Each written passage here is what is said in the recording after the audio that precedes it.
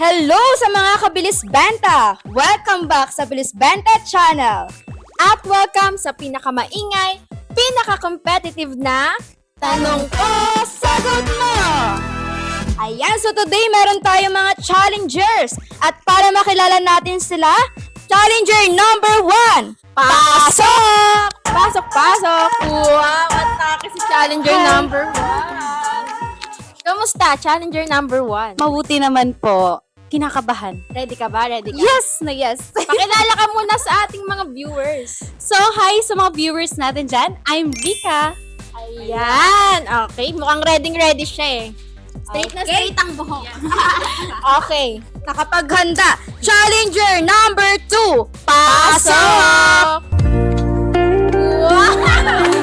Kung gaano hinaba ni challenger number 1, ganun kinahaba ng buhok ni challenger number 2. I think mas ready siya kaysa kay challenger number 1. Okay, magpakilala ka sa ating viewers. Hello Challenger everyone! I'm Liesel. Ayan. Okay. Para sa ating ikatlong challenger, challenger number 3, pumasok ka na. Ayan. Very pure. Shining, shimmering. Pakilala ka na. Hello everyone! I'm Angela. Ayan, okay. O, sige. Para sa ating last challenger, challenger number 4, pasok. Oh! Okay, pakak. Pakak na pakak. Asan ang ating mic, guys? Ayan. Pakilala ka, challenger number 4. Hello everyone! I am Jessica. Oy, pang Miss Universe!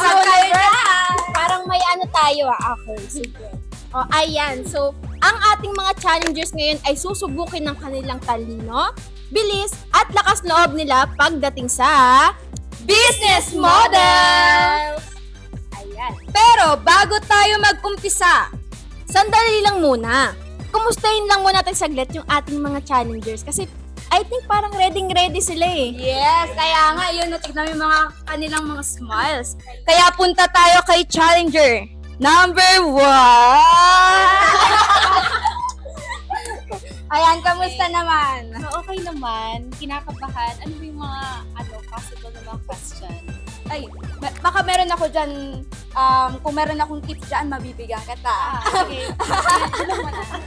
Wala ka kasing Wala. Ayan. Baka meron kang gustong i-shoutout dyan ng mga parents mo. Ayan, shoutout sa mga minamahal ko sa buhay.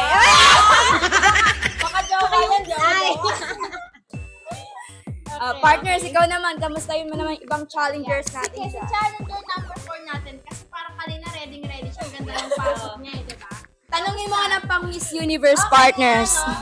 Ano sa tingin mo ang challenge? Ayan, kamusta challenger number 4? Ayun, medyo kinakabahan pero game na game. Game Oh, kinakabahan pala siya. Game patingin. Game na game. Okay, mukhang game na game siya. Sige. Okay, Ayan. ikaw naman, partner, sino ka ba? Ayan, si challenger number 2 naman. Kamusta ka naman? Challenger number 2. Niyo naman pinagpapawisan na ako, wala ko yung laro kasi game ako! Ang gusto natin! Energy, partner. Ayan, nasa number 3 naman. Ayan. Okay. Ito si last na challenger natin. Challenger. Angela, kamusta? Ready ka ba? naman kasi kinakabahan po. Kinakabahan ka? Paano ka ba? Okay, Ayan, so ayan. good luck sa mga challengers natin. Yan, good luck, guys. Oh, yan. Bago muna ulit tayo magsimula.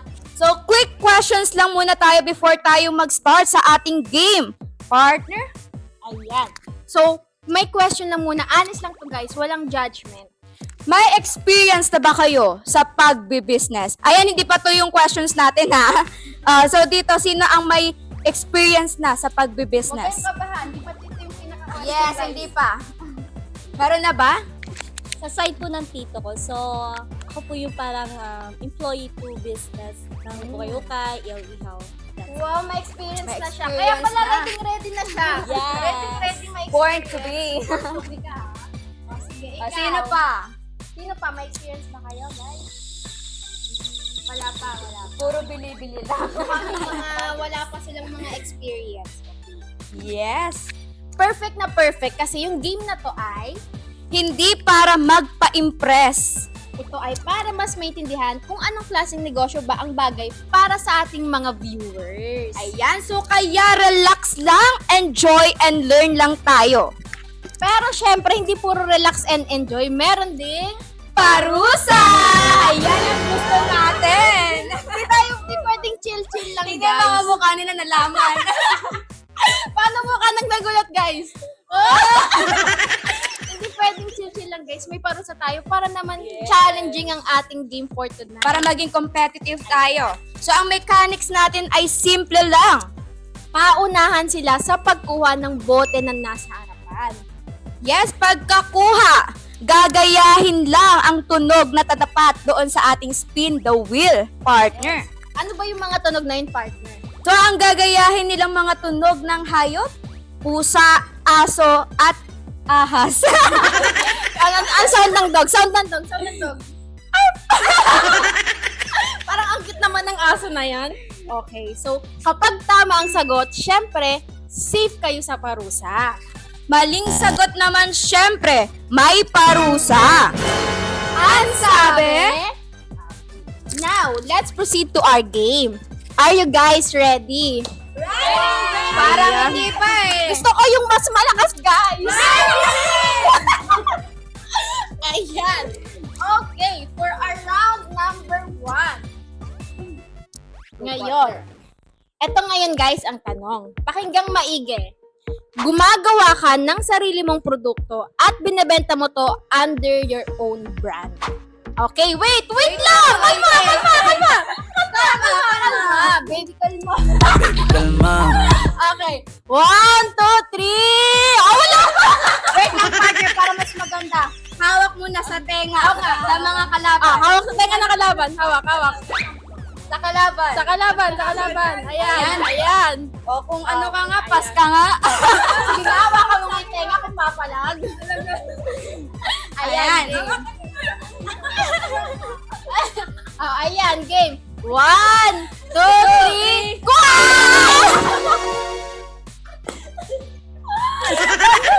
Ayan, si Angela nakakuha. Ready talaga to. No? Ayan. Wait lang, bago mo sagutin yan, syempre spin the wheel muna tayo. Anong hayop ang matatapat sa'yo? Ayan, so spin the wheel natin. Anong hayop matatapat sa'yo, Angela? Galingan mo ha.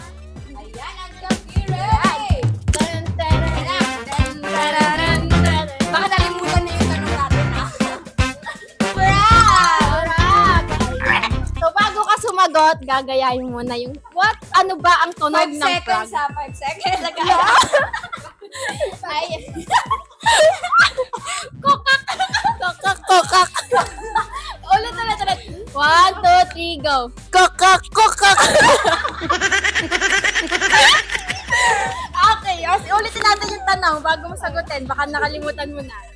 Gumagawa ka ng sarili mong produkto at binebenta mo under your own brand. Ano ito, Angela? Manufacturing. Tama kaya, partner? Ang manufacturing ay... Tama! Ayan, nakahinga na si Angela. So, ang manufacturing ay... Ang manufacturing ay isang business model kung saan ikaw mismo ang gumagawa ng produkto, maaaring sariling produkto o pinapagawa sa ibang factory, at ibinebenta mo ito sa ilalim ng sarili mong brand. Sa madaling salita, ikaw ang may idea, ikaw ang may brand, at ikaw ang may control sa mismong produkto. The advantages are, malakas ang ownership ng product at brand. Sa'yo talaga ang produkto, mula design, quality, hanggang pangalan ng brand. Pangalawa, mas mataas ang potential profit sa long term. Kahit mas mataas ang puhunan sa simula, bumababa ang cost per unit habang tumatagal, kaya mas lalaki ang tubo. At pangatlo, mas may malayang mag-innovate. Pwede kang maglabas ng bagong variant, mag-improve ng quality, mag-customize based sa feedback ng customers. Ngunit, ito ang ilan sa mga dapat mong isaalang-alang. Mas mataas ang puhunan at gastos. Kailangan ng budget para sa production, materials, labor, equipment, o factory fees. Pangalawa, kailangan ng quality control at planning. Ikaw ang responsible kapag may defect ang product, may delay sa production, at hindi hindi consistent ang quality. And lastly, mas matagal bago makabenta. May preparation time muna tulad ng product development, testing, production bago mag-launch. For example, naisipan mong magtayo ng sarili mong skincare brand. Ibig sabihin, ang formula ay customized para sa brand mo, pinapagawa sa laboratory o factory, ikaw ang may brand at packaging. Manufacturing pa rin ito kahit outsource ang production. So ano ang balance takeaway? Ibig sabihin lang ang manufacturing ay bagay sa mga negosyong may long-term vision, may sapat na resources at capital, at kayang mag-manage ng production, quality at operation. Kaya kung ang goal mo ay strong brand plus unique product plus long-term growth, manufacturing ang tamang model. Pero hindi ito pang mabilisan, pang matagalan ito. Ayan, so ang manufacturing natin. So ngayon, si Angela ay naka 1 point na. Guys, habol. Okay, magala. First round pa lang naman yun. Marami pa tayong rounds. Ayan, for our next. Ayan, okay, ready na. For our next round, Ang next questions naman natin. Gumagamit ka ng existing brand at system kapalit ng franchise fee. wait lang. Wait lang. Kamay sa baba ng katabi.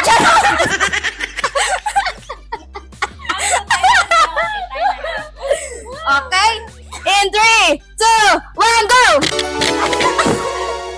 Ayan, so si ang nakakuha ay si Lisel. Wait lang, ano kaya munang hayop ang matatapat sa'yo, Lisel? Yes. Ang kapalaran nakasalalay sa What? ating Spin the wheel. 1, 2, 3, go. Tan, tanan, tanan. Ay ka! Gumagamit ka ng existing brand at system kapalit ng franchise fee. Ano ito? Ay, yung sound mo na po, diba? Sound mo na. Meow! Meow! Meow, meow! Ayan, partner, tama ba ang kanyang sagot? Wala pa ba?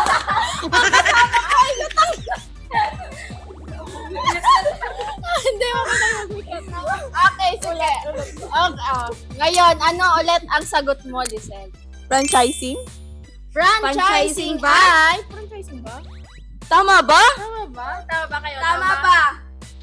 Ang tamang sagot ay... Tama! Sabi ko, tamang sagot ay... Okay. Game. Ang franchising po ay... Ang franchising ay isang business model kung saan nagpapatakbo ka ng negosyo gamit ang kilalang brand at sistema ng ibang kumpanya, kapalit ng initial franchise fee at ongoing fees katulad ng royalty, marketing fee, at iba pa. Sa madaling salita, hindi ikaw ang nag-imbento ng brand, inarkila mo lang ang sistema at pangalan nito. Ang mga advantages, una, subok na ang negosyo at kilala na ang brand. Hindi ka magsisimula sa zero dahil may existing customers na ang brand, may napatunayan ng sistema. Pangalawa, may training at gabay. Karaniwan, may business training, operations manual, at marketing support. At panghuli, mas mabilis mag-set up. Kumpara sa paggawa ng sariling brand, mas mabilis magbukas dahil may ready system na. Ngunit, ito ang ilan sa mga dapat mong isaalang-alang. Una, may bayarin sa simula at tuloy-tuloy. Kabilang dito ang franchise fee, royalty fees, at marketing contributions. Pangalawa, limitado ang galaw mo bilang owner. Hindi ka pwedeng basta magbago ng presyo, magdagdag ng products, at mag-iba ng promos. At pangatlo, nasa execution at location pa rin ang tagumpay. Dahil kahit sikat ang brand, mali ang pwesto mo, magiging mahina ang benta. Ayan, so meron ng 1 point si Lisel and si Angela. So habol challenger number 4 and number 1. So may 1 point na sila. So si Jessica at saka si Rika ay wala pa. Yes, habol tayo guys. Habol guys. Tandaan natin meron tayong parusa. Kaya nga, Pagkatapos ng parusa. ating game. Ayan. Okay, for our next round. Yes, round number 3, partner. Ang tanong ay, bumili ka muna ng products, iniimbak mo, tapos ibinibenta mo directly sa customers. Again, ang question, bumili ka muna ng products, iniimbak mo, tapos ibinebenta mo directly sa ating mga customers. Ano ngayon ang business model na yon? Before mo lang partner. Saan maghahawak? Saan maghahawak? But before that, hawak sa...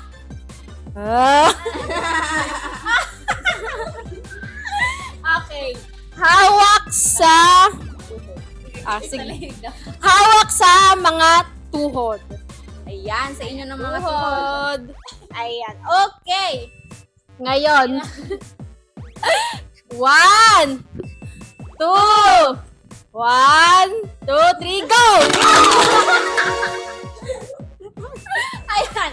O, bago mo sagutin yan, animal sound muna tayo. Yes. Walang Dito sa palaran mo ay the wheel.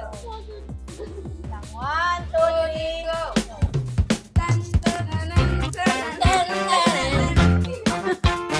Ay, bawal maulit. Bawal.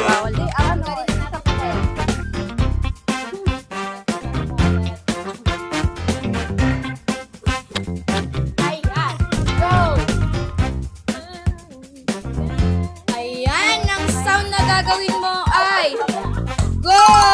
Ay, go! Okay, ready ka na ba, Rika? Yes, ready. Parang feeling ko yung sound niya parang... Ready, Okay. pero paano? Sige. Gayahin mo ang sound, Rika. 1, 2, 3. Ow. Parang may sumasakit lang sa kanya. May sumasakit lang sa kanya. Okay, game. Sabi nila may lambe. Ayan, so may before niya lambe. masagot ngayon, Ngayon. partner, basahin mo muna. Okay. Again, bago mo sagutin. Bumili ka muna ng products, inimbak mo, tapos ibinenta mo directly sa customers. Anong business model yon? Retail. Ay, retail. Tama ba kaya, partner? Tama ba? Naku Ang po. kanyang sagot, partner, Naku po. i-reveal na natin. 1, 2, 3. Tama! Yay! Ayan, meron ng 1 point. Ayan, tigo 1 point na. Ano nakala ko ba? Jessica, ready ka? Ikaw pa naman pambato namin. Ikaw pa naman sabi mo may experience ka na. Grabe. Okay. Ayan, ito na tayo sa ating pinaka-last. Pero bago question. yan, ang retail merchandising po ay Ang retail o merchandising ay isang uri ng negosyo kung saan bumibili ka muna ng produkto, niimbak mo ito, at direkta mong ibinebenta sa mga customers. Maaaring sa physical store o online shop. Sa madaling salita, may sarili kang stocks, hawak mo ang produkto, at ikaw ang nagbebenta. The advantages are, una, ikaw ang may buong control. Ibig sabihin, ikaw ang magdidesisyon sa presyo ng produkto, promos at discounts, at ilang stocks ang ilalabas o itatago. Pangalawa, mas madaling mag-build ng brand at tiwala. Kapag consistent ang quality at mabilis ang delivery, mas nagtitiwala ang buyers at mas tumatatak ang brand mo. Ito ang ilan sa mga dapat mong isaalang-alang. Una, kailangan mo ng puhunan. Kailangan mo ng initial capital para bumili ng stocks kahit wala ka pang buyer. Pangalawa, posibleng ma-stock ang mabagal mabenta. May mga produkto na matagal bago maubos, kaya nakatenga ang puhunan mo. At pangatlo, kailangan ng storage at inventory management. Kailangan mo ng espasyo para sa stocks, system para matrack ang benta at inventory. ngayon para sa ating last round, guys. Jessica, galingan mo. Ayan, tatlo na yung tiebreaker natin. Sino kaya ang mananalo sa round na ito? Magkakaroon ba tayo ng tiebreaker para sa lahat? Or makukuha ng isa sa challenger ang mananalo? Ayan, ito na ang ating last question. But not the least, makinig ng mabuti. Manginig kayo dyan. Panginig kayo, okay. Ayan, so bago kayo sumagot, hawak muna. Saan kaya, partner? Saan? Parang sa leeg. Sa leeg na lang ng kalaban. Akala natin eh. Wala naman nanalo dito. So, ito buka mo sumagot. Buka mo sumagot ngayon. Sige, ito buka mo Ayan. sumagot. Okay, makinig ng mabuti. Ayan, so nagbebenta ka ng online, pero wala kang inventory. Kapag may umorder lang, saka ipaprocess. Ano ito? So before kayo sumagot, wait lang. Wait lang. Wait lang. In 3, In 3, 2, 1, go! Ba't parang pinagbibigyan ka lang nila, Jessica?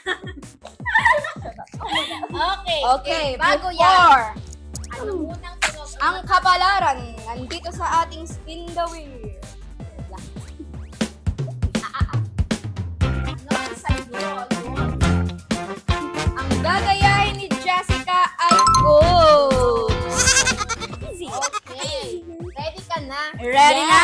Yes, I'm ready. Okay. 1, 2, 3. Gayahin mo ang tunog.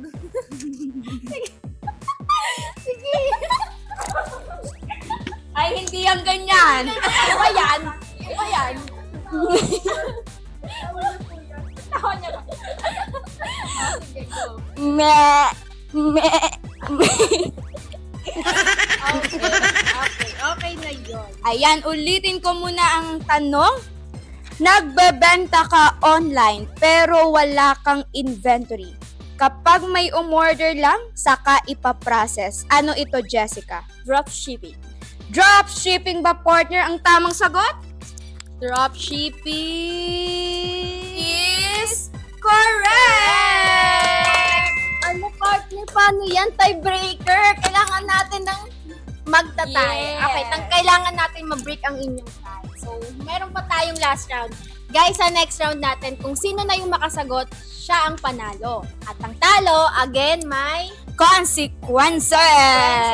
Pero bago yan, ang dropshipping, guys, ay Ang dropshipping ay isang business model kung saan nagbebenta ka ng products online kahit wala kang sariling stocks. Ang process ay ganito. Once may umorder sa iyong online store, ang iyong supplier na ang bahalang mag-pack at mag-ship nito directly to your customers. Ibig sabihin, ikaw ang nagbebenta at nagmamarket pero hindi ikaw ang nag-iimbak, ang nagpapack at ang nag-ship. The advantages are, una, mababa ang puhunan sa simula. Hindi mo kailangan bumili ng maraming stocks bago ka kumita at hindi mo rin kailangan mag-hire ng manpower. Pangalawa, walang problem sa storage at inventory. Walang bodega, walang silang stocks, at walang inventory counting. At pangatlo, flexible at madaling i-scale online. Pwede kang magbenta kahit nasa bahay ka o nasa trabaho. Magdagdag ng products nang hindi nagdadagdag ng stocks, mag-focus sa e-commerce platform tulad ng Shopee, Lazada at TikTok. Ngunit, ito ang ilan sa mga dapat mong isaalang-alang. Una, kailangan ng consistent marketing at optimization. Hindi automatic ang benta. Kailangan ay consistency at effort. Pangalawa, nakadepende ang kita sa presyo at volume. Ibig sabihin, ang dropshipping ay bagay para sa mga taong gustong magsimula ng negosyo na mababa ang risk, mas gustong mag-focus sa selling, marketing, hindi pa handa sa malaki puhunan at inventory management. Kaya kung ang goal mo ay mabilis mag-start, flexible setup at controlled risk, dropshipping ang pinaka-practical na entry point lalo na sa online selling. Yan! So, ang tiebreaker questions natin ay manggagaling kay me. ayan. Okay, for our next question, guys. So, eto na. Kung sino ang makakuha ng tamang sagot, siya ang panalo. Yes. Ayan. So, bago yan, kamay muna sa dibdib. Meron ba? Meron ba? Meron ba, guys? Sorry na. Ako din eh. Okay, kamay sa dibdib. Yan, ang ating last question.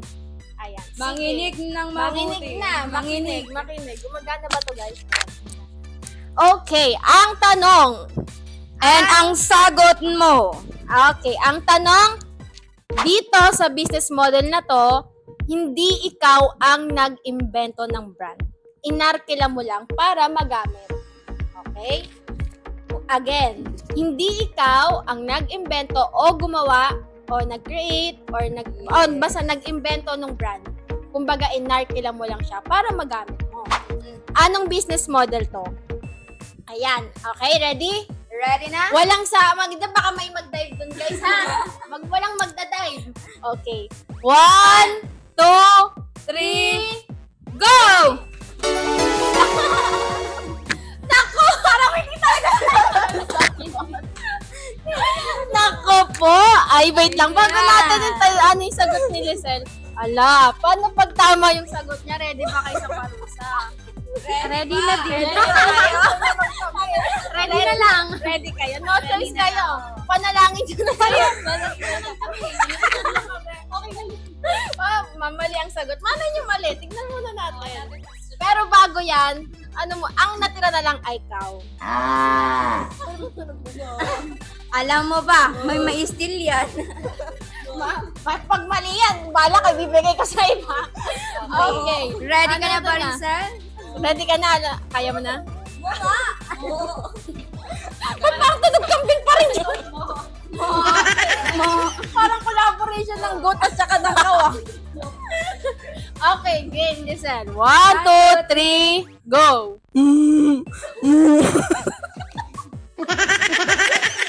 Paano natatakot ako? Parang pwede lang gumagan na. Pwede lang gaganon lang. Okay. Okay na yan. Ngayon, ulit-ulitin ko yung tanong ha. Ang tanong, hindi ikaw ang nag-invento o nag-create ng brand. Inarkila mo lang para magamit. Ano ito, Lizelle? Franchising. Franchising ba? Tama ba? Tama ba? Kayo, tingin nyo, tama? Hindi. Bakit ano sa tingin mo sagot? Bakit hindi? Rebranding? Okay. Okay. Ito na, i-review na natin. Reveal na natin at dito na yung kapalaran. Tama ba kaya ang sagot ni Lizelle or meron pang chance para mag-steer ang mga challengers natin? Guys, hawak. Hawak-hawak ng kamay. Pauwiin nyo na yan. Franchising is correct! Ayan, we have a winners! Meron na tayong winner. Yes! So, bigyan natin siya ng malaking palakpak!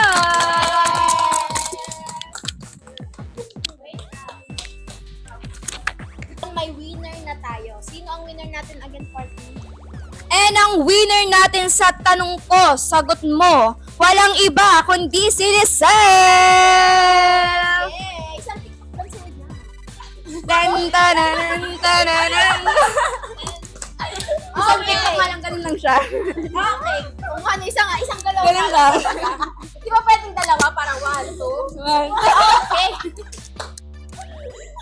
Okay. Bilang parusa, gaya na sabi natin kayo na, I'm so sorry guys, but meron kayong parusa. Ready na ba kayo? Alam nyo ba muna ano gagawin nyo? Bibigyan nyo kami tatagi 100. Okay lang. Okay, ngayon sa parusa, ganito. Meron tayong mga famous line na nanggaling sa ating mga famous actors and actresses sa kanilang mga famous series or sa movie. Baka kilala nyo rin yon. Isa sa mga... So, meron tayong 3 dito at iisa kayo. Sakto! Kailangan magaya nyo yung emotion, yung line, kung paano niya dineliver. My Yes. brother is not big. Ganon. Kailangan kung emotion, ganon din guys. Bigay na bigay. Pag yan pag hindi kaya ang gaya, ilang beses mo uulitin yan guys. Okay? Sino mag-a-up? Okay. Dito ka muna. Si ano muna tayo? O, hawakan mo muna yung mic. Ako ba? Sino una sa Akala inyo? ko magkaganon kami. May pataya. Okay. Sino una? Sino gustong mauna? Dito. Yan. Okay. Ito. Papanoorin natin sa Okay. So, ito gagayahin mo. Oh yes! Kaibigan mo ako! Kaibigan mo lang ako! And that's all I ever was to you, Ned. Your best friend. Takbuhan mo kung may problema ka. Okay. Ayan. Okay. 1, 2, 3. Okay. Sa'yo na ang floor. Oh yes! Kaibigan mo ko! Kaibigan mo lang ako! And I was stupid to make the biggest mistake to fall in love with my best friend. Wow,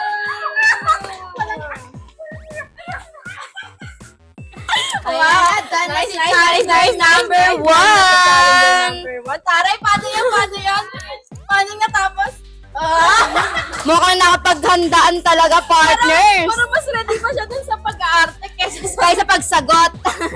Okay. Challenger number 2. Sino na? Ayan, next. Ayan. Si Angela. Eto na. Ready ka na ba, Angela, na malaman ang iyong consequence na kailangan mong gayahin na lines? Ayan. Sige. Panoorin natin siya, everyone. Panoorin natin, everyone. Pero bakit parang galit ka? Pero bakit kasalanan ko? Parang kasalanan ko.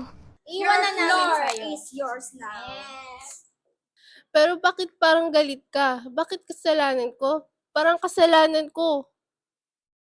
Ayan.